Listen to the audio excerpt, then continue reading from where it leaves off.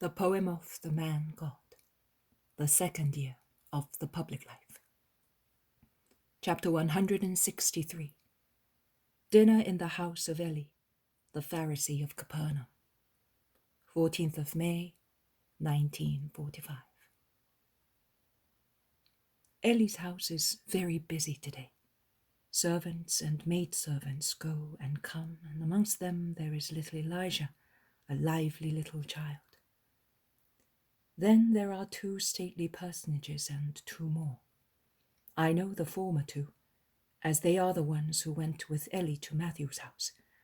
I do not know the latter 2, but I hear them being called Samuel and Joachim. Jesus comes last with the Iscariot. After solemn reciprocal salutations, there is the question. Only with this one, and the others? The others are all around the country. They will come in the evening. Oh, I am sorry. I thought it was true. Last night I invited only you, meaning all the rest with you. Now I was afraid they might be offended, or they might disdain to come to my house, owing to past slight disagreements. The old man laughs. No, my disciples do not nourish proud touchiness or incurable grudge. Of course. Very well. Let us go in, then. The usual purification ceremony, and then they go into the dining room, which opens onto a large yard where the first roses bring a happy note. Jesus caresses little Elijah, who is playing in the yard, and who has only 4 little red marks on his hand from the past trouble. He does not remember his past fear, but he remembers Jesus, and he wants to kiss him and be kissed by him, with the spontaneity of children. With his little arms around Jesus' neck, he speaks to him through his hair, confiding that when he is big, he will go to him and asks, "Do you want me?" I want everybody. Be good and you will come with me. The little boy goes away, bounding about. They sit at the table, and Eli wishes to be so perfect that he puts Jesus beside him, and on the other side Judas, who is thus between Eli and Simon, as Jesus is between Eli and Uriah. The meal begins. Their conversation at first is inconsequential. It then becomes interesting. And since wounds are sore and chains are heavy, the talk turns to the eternal topic of the enslavement of Palestine by Rome. I do not know whether it was done deliberately or without any evil purpose. I know that the 5 Pharisees complain of the new Roman abuses as of a sacrilege, and they want to get Jesus interested in the discussion. You know, they want to pry into our income, down to the last coin. And as they have realized that we meet in the synagogue to speak about that and about them, now they are threatening to come in without any respect. I am afraid they will enter also the houses of priests one of these days, shouts Joachim. What do you say about that? Do you not feel disgusted? Asks Eli. Jesus replies to the direct question. As an Israelite, yes. As a man, no. Why that distinction? I do not understand. Are you 2 in 1? No, but there is in me flesh and blood, that is, the animal, and there is the spirit of an Israelite, compliant with the law, suffers because of such violations. The flesh and blood do not suffer, because I like the goad that hurts you. Which one? Interest. You said that you meet in the synagogues to speak also of business, without fear of intrusive ears. And you are afraid you will no longer be able to do so, and consequently, you are afraid you may not be able to conceal even a small coin from the tax collectors, and that you may be taxed exactly according to your assets. I possess nothing. I live on the charity of my neighbors and on my love for them. I have neither gold, nor fields, nor vineyards, nor houses, except my mother's house in Nazareth, which is so small and poor as to be ignored by the tax assessors. Consequently, I am not afraid that they may find out that my statement of income is untrue, and that I may be fined and punished. All I possess is the word that God gave me, and that I give. But it is such a sublime thing that man has no means whatsoever to affect it. But if you were in our position, what would you do? Well, do not take it amiss if I tell you quite frankly my opinion, which is in contrast to yours. I solemnly tell you that I would behave differently. How? Not offending against the holy truth. It is always a sublime virtue, even when it is applied to such human things as taxes. But then how they would fleece us! But you are not considering that we own a lot, and we would have to pay a lot. You have said it. God has granted you a lot. In proportion, you must give a lot. Why behave so badly, as unfortunately many do, so that poor people are taxed out of proportion? We are aware of the situation. How many taxes there are in Israel are taxes which are unjust.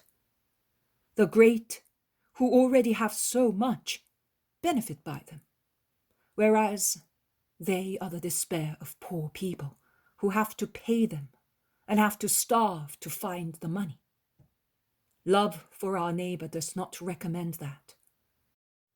We Israelites should be so thoughtful as to take upon us the burden of the poor. You are saying that because you are poor too. No, Uriah. I am saying that because it is justice. Why has Rome been able to oppress us thus? Because we sinned, and we are divided by hatred. The rich hate the poor hate the rich. Because there is no justice, and the enemy takes advantage of the situation and has subdued us. You have mentioned various reasons. Are there any more? I would not like to go against the truth by twisting the nature of a place consecrated to religion and making it a sure shelter for human things. Are you reproaching us? No, I am replying to you. Listen to your own consciences. You are masters, and therefore, I would say that it is time to rise, to rebel, to punish the invader and restore our kingdom. True, you are right, Simon. But the Messiah is here. He must do it, replies Eli. But the Messiah, for the time being, forgive me, Jesus, is only goodness. He advises everything except to rebel. We will listen, Simon. Remember the book of Kings. Saul was at Gilgal. The Philistines were at Michmash. The people were afraid and dispersed. The prophet Samuel was not coming. Saul decided to precede the servant of God and offer the sacrifice himself. Remember the answer that Samuel, on his arrival, gave to the imprudent Saul. You have acted like a fool, and you have not carried out the order that the Lord had commanded you. If you had not done that, now the Lord would have confirmed your sovereignty over Israel forever. But now your sovereignty will not last. An untimely and proud action served neither the king nor the people. God knows the hour, man does not. God knows the means, man does not. Leave things to God and deserve his help by means of holy behavior. My kingdom is not a kingdom of rebellion and ferocity, but it will be established. It is not a preserve for a few people. It will be universal. Blessed are those who will come to it, who are not led into error by my poor appearance, according to the spirit of the world, and who will see the Savior in me.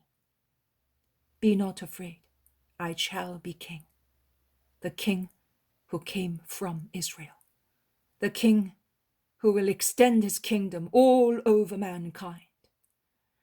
But you, masters of Israel, must not misunderstand my words and those of the prophets who announce me. No human kingdom, no matter how powerful it may be, is universal and eternal. The prophets say that mine will be such. That should enlighten you on the truth and spirituality of my kingdom. I leave you, but I have a request to make to Eli. This is your purse. In a shelter of Simon of Jonas there are some poor people who have come from everywhere. Come with me to give them the alms of love.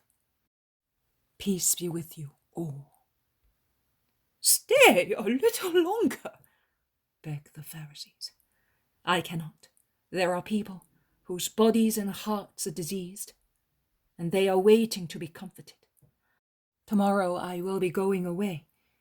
I want everyone to see me leave without being disappointed. Master, I am old and tired. Please go in my name. You have Judas of Simon with you, and we know him well. Do it yourself. God be with you. Jesus goes out with Judas, who, as soon as they are in the square, says, "The old viper! What did he mean?" Forget about it. Or better still, just think that he wanted to praise you. Impossible, Master! Those mouths never praise who does good. I mean, never sincerely. And with regard to his coming, it is because he loathes the poor and is afraid of their curses. He has tortured the poor people here so often. I can swear it without any fear, and therefore, be good, Judas. Be good. Let God